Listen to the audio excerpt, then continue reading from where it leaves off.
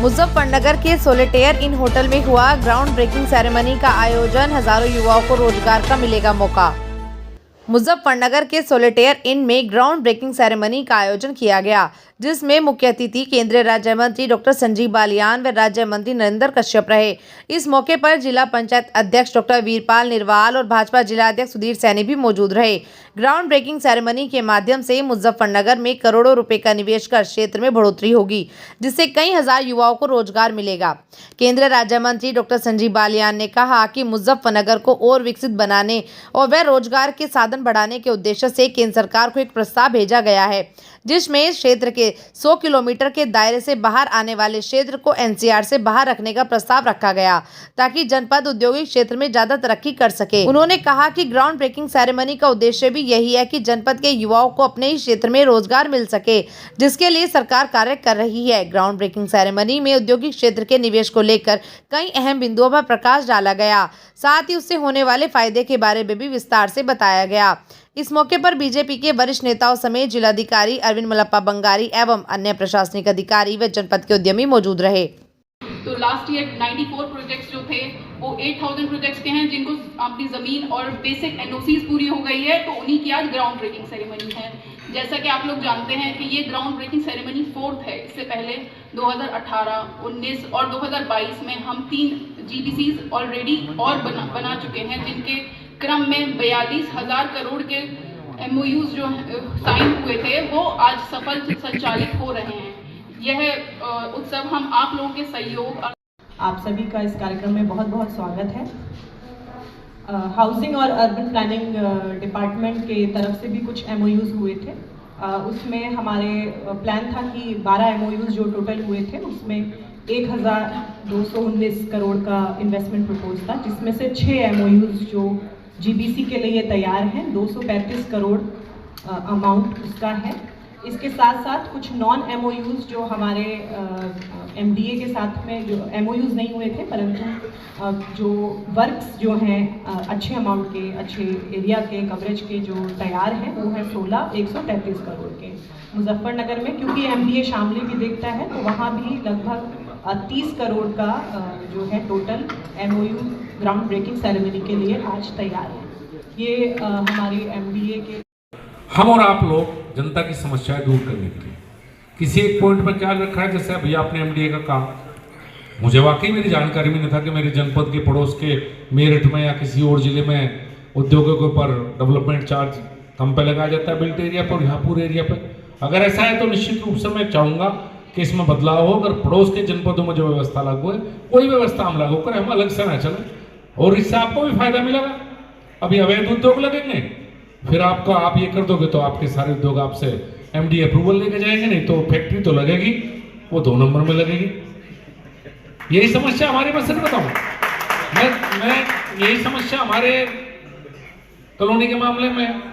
हमने ऐसे नियम बना दिए कठिन कि अवैध बनने लगी। अब उससे दोनों तरह के नुकसान हैं। अवैध से बहुत बड़े नुकसान है। अवैध बनने के बाद जो उसकी समस्याएं वो जनप्रतिनिधि को भुगतनी पड़ती है कहीं ना कहीं। तो जो भी सरकारी सिस्टम में ऐसे हैं, चाहूँगा कि इन्वेस्टमेंट के बारे में लगभग 8,000 करोड़ का इन्वेस्टमेंट जीबीसी के लिए तैयार, मतलब जिले स्तर से अप्रूवल हो चुकी है एक तरफ से, आउट ऑफ 13,000 करोड़। और हमारी जनपद लगभग 12 या 10 के अंदर है पूरा प्रदेश में जो अप्रूवल में है। एंड सर को भी मैं अवगत करना चाहूँगा कि सर हमारे टॉप 10 में होगा या तो 12 के अंदर होगा जितना इन्वेस्टमेंट हमारे अप्रूव किया पूरा प्रदेश में। एंड आर्बिट्रेशन के बारे में बाद में कमेंट करूँगा सर मैं आपको, मेरे पास आंकड़े फैक्ट्स है जो 20 एकड़ के ऊपर जमीन। मैं रिक्वेस्ट करूंगा हमारे वाइस चेयरमैन सुशील अग्रवाल जी से, कृपया आएँ और हमारे अध्यक्ष जिला पंचायत जी को एक बुके देकर सम्मानित करें। मंत्री जी, ग्राउंड ब्रेकिंग सेरेमनी का आयोजन आज चल रहा है, क्या कहेंगे? मुजफ्फरनगर से कितना इन्वेस्ट हुआ? मुजफ्फरनगर में करीब 222 उद्यमियों ने एमओयू किए थे, जिनमें करीब 13,689 करोड़ का इन्वेस्टमेंट होना था, जिससे करीब 21,000 लोगों को रोजगार मिलना था। जिनमें से करीब 94 प्रोजेक्ट आज यहाँ से भेज दिए गए हैं, जिनमें टोटल इन्वेस्टमेंट 8,000 करोड़ रुपए से ज़्यादा है, और करीब 10,500 युवाओं को इससे रोज़गार मिलेगा और मुजफ्फरनगर टॉप 10 में पूरे प्रदेश में है। पूरे प्रदेश की बात करें तो करीब 10 लाख करोड़ के आज ग्राउंड ब्रेकिंग सेरेमनी है उसमें प्रोजेक्ट आएंगे और ये 14,000 के करीब प्रोजेक्ट है जिनमें करीब 94 हमारा हिस्सा है। तो हमारा भी प्रयास है कि मुजफ्फरनगर में एक ऐसा एनवायरनमेंट दिया जाए। हमारा इंफ्रास्ट्रक्चर अब मजबूत है, हमारी बिजली अच्छी है, हमारी लॉ एंड ऑर्डर अच्छा है कि भविष्य में एमएसएमई और उद्योग मुजफ्फरनगर में ज़्यादा हैं और मुजफ्फरनगर के युवा को मुजफ्फरनगर में ही रोज़गार मिले, प्रयास रहेगा। मंत्री जी एनसीआर में मुजफ्फरनगर है, उसका फ़ायदा कम और नुकसान ज़्यादा है, उसके लिए क्या है? देखिए वो जो 100 किलोमीटर का दायरा है उसे कोई नहीं बदल सकता। 100 किलोमीटर एनसीआर का दायरा है, लेकिन अभी एक प्रस्ताव मैंने केंद्र सरकार में दिया था जिस पे विचार होकर वो करीब फाइनल हो गया है कि जो ब्लॉक्स ऐसे हैं कि जो 100 किलोमीटर के दायरे से बाहर है, जिले को यूनिट के बजाय ब्लॉक को हम यूनिट माना करेंगे। तो भविष्य में हमारा प्रयास रहेगा कि मुजफ्फरनगर का आधा हिस्सा एनसीआर से बाहर आ जाए और वहाँ हम नई इंडस्ट्री डेवलप कर पाएँ। कोई प्रयास शुरू किया मंत्री जी इसके लिए? हाँ, केंद्र सरकार से हो चुका है जियो, बाकी जिले स्तर से और प्रदेश से हम प्रयास करेंगे और भविष्य में इस काम को कराने का पूरा प्रयास रहेगा। प्रोग्राम चल रहा है, क्या कहेंगे, कितना इन्वेस्ट मुजफ्फरनगर को मिल रहा है? ये बहुत अच्छा प्रोग्राम चल रहा है ग्राउंड ब्रेकिंग सेरेमनी का। हम लोगों को डीएम सर ने रिक्वेस्ट किया कि आप लोग इसको ऑर्गेनाइज करें, तो हम लोग इसको ऑर्गेनाइज कर रहे हैं और मेरी तो सभी उद्यमी साथियों को बहुत बहुत शुभकामनाएं हैं। सभी क्षेत्र में यहाँ पर इन्वेस्ट हो रहा है और उन्होंने अपनी इंडस्ट्री चालू भी कर दी है।